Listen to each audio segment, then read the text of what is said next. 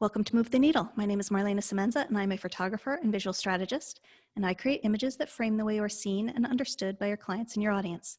And please join me in welcoming today's guest. Noah, please give us your name and tell us what you do.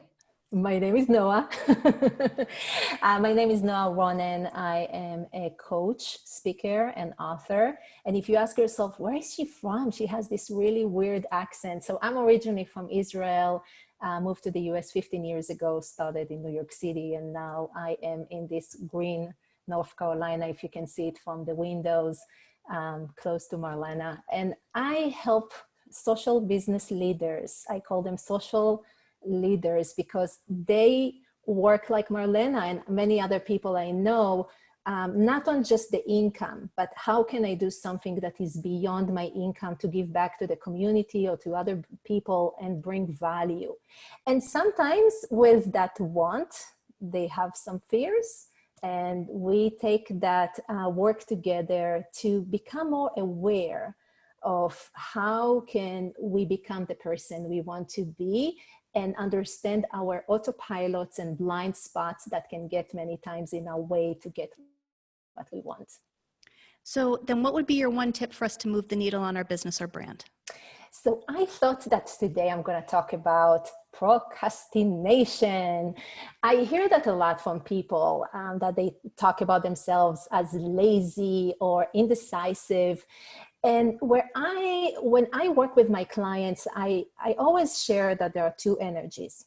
There is the doing energy, the actions, and then there is the being energy. And the being energy is what I refer to as the emotions and the mindset that has in it the self-limiting beliefs, our thoughts, and there are also fears that show up.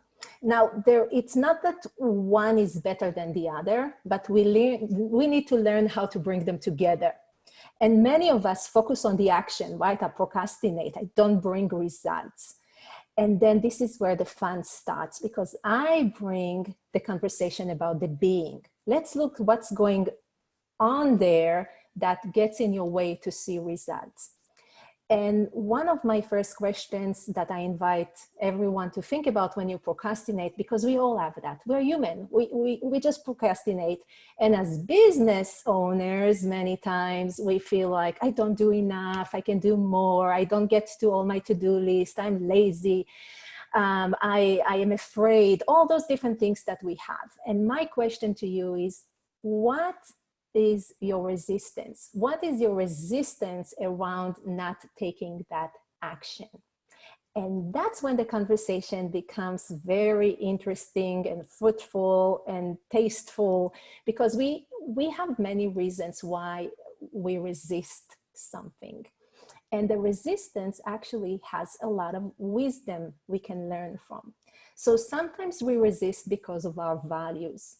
Values can be something that can pose us from doing something, because if we go against our values or someone else is asking us to do something that is against our values, we will be in a huge conflict and we'll find it very hard to move into action. So we need to understand our core values and why they can stop us sometimes or make us behave in a way, as my clients say, you might think I'm crazy for doing that. And I say, nope, that was your value. So that's one way. And some other ways is just that we don't believe in it, or we still not having a full clarity.